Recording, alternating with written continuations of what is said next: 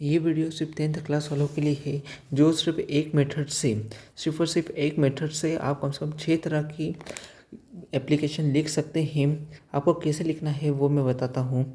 आपको कुछ नहीं, जो अपन हमेशा लिखते हैं, जैसे यहाँ पर ये एप्लीकेशन का जो क्वेश्चन है वो दिया है। पहले तो आपको ये पढ़ना है पूरा कि इसमें एड्रेस कहाँ का और क्या दिया है। तो अभी मैं जैसे कि इस एप्लीकेशन को लिख के बताता हूँ, आपको ऐसी दूसरी एप्लीकेशन भी लिखनी है। तो पहले क्या है, तो पहले हम कॉमन चीज़ लिखते हैं, टू द प्रिंसिपल। और जो भी आपका स्कूल का नेम हो, जो भी, अगर यहाँ पर जैसे कि यहाँ पर दिया है, यहाँ पर स्कूल का नेम दिया है तो हमें वही डालना है। तो मैं यहाँ पे स्कूल का नाम डाल देता हूँ, government model high secondary school.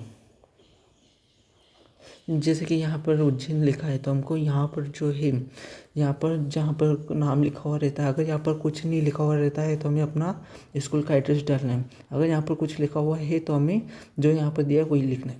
तो यहाँ पर उज्जैन लिखा है तो हम उज्जैन लिख देते हैं, जैन। और ये एमपी में तो एमपी। और फिर एक और जो कॉमन चीज़ कि हम ये एप्लीकेशन काहे के लिए लिख रहे हैं, तो फर्स्ट कॉमन चीज़ क्या है, यहाँ पर लिख देता हूँ सब्जेक्ट। और हमेशा सब्जेक्ट इधर लिखना है, और सब्जेक्ट की स्पेलिंग हमेशा पूरी लिखनी, आधी नहीं लिखनी है। और जो कॉमन चीज़ की एन एप्लीकेशन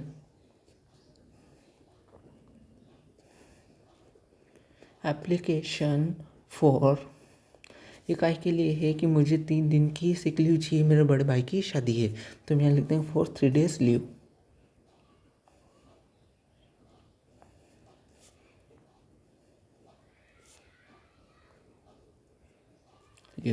अब हमें क्या लिखना है, अगर आपको एक्सपेक्टेड की स्पेलिंग नहीं आती है तो हमें यहाँ सिर्फ एक्सपेक्टेड सर या फिर सर लिखना है।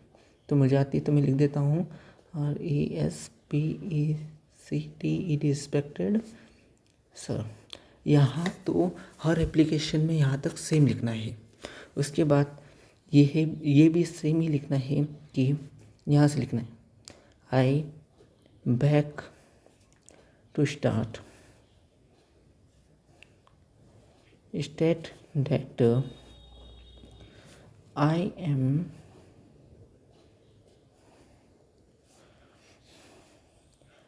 a student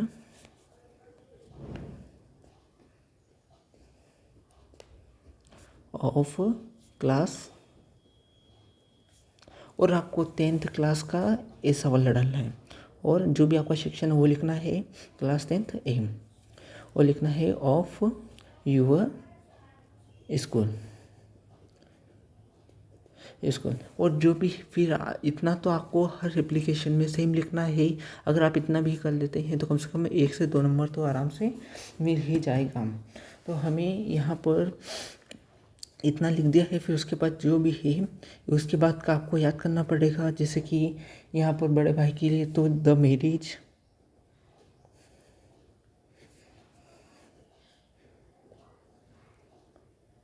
marriage of my brother, ठीक है। इतना लिख दिया कि मेरे बड़े भाई की शादी है, इज गोइंग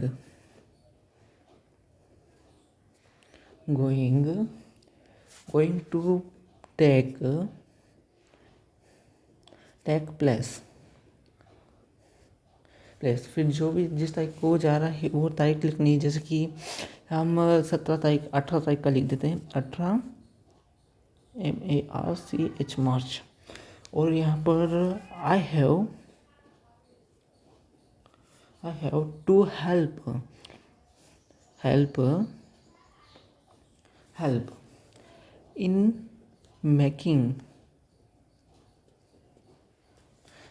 मेकिंग arrangement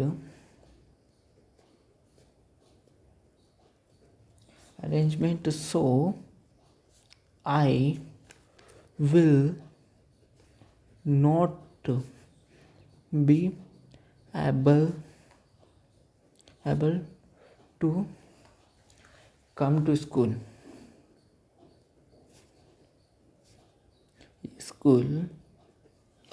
ठीक है, और फॉर 3 days, THR 3 days। फिर हम यहाँ पर जो भी है वो डेट की तारीख लिख देते हैं। जैसे हमारा 17 मार्च का पेपर है तो 17 का ही लिख देते हैं कि 17 MARCH। और हाँ, पेपर में आपको उसी दिन की तारीख डालनी है जिस दिन आपका पेपर है। ठीक है दोस्तों, तो यहाँ पर 17 मार्च टू 19 मार्च। ठीक है, और उसके बाद जो हमेशा हम लिखते हैं, काइंडली ग्रांट मी, GRANT ग्रांट मी 3 days, है ना, लीव। ठीक है, इतना ये वाली लाइन नहीं, यहाँ तक तो पूरा सेम रहेगा। बाकी जो भी यहाँ पर सब्जेक्ट है जैसे हमने ऊपर डाला वैसा ही यहाँ पर डालना है। और फिर फिर यहाँ पर डेट डालना है हमको। वो डेट भी हमें उसी दिन की डालनी है जिस दिन हमारा पेपर है। तो मैं उसी दिन के डाल देता हूँ, 17/2/2026। ठीक है, और यहाँ पर अगर नाम दिया रही, जैसे कि यहाँ पर नाम दिया हुआ दिख रहा है, मुझे यहाँ पर नाम दिया है तो मैं यहाँ पर योर ओबलेंटी नाम लिख दूँगा।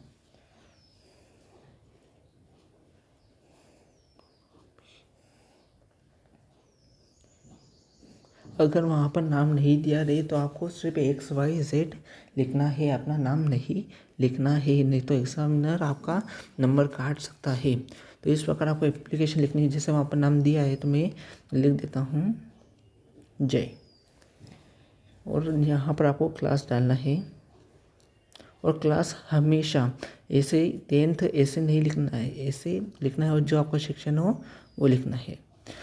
तो ऐसे आपको एप्लीकेशन लिखनी है पूरी। यहाँ तक ना आपका सेम रहेगा हर एप्लीकेशन में, बस ये जो बीच का पैराग्राफ रहेगा ये आपको याद करना पड़ेगा। बाकी यहाँ तक और फिर ये इतना पूरा सेम रहेगा। Thank you.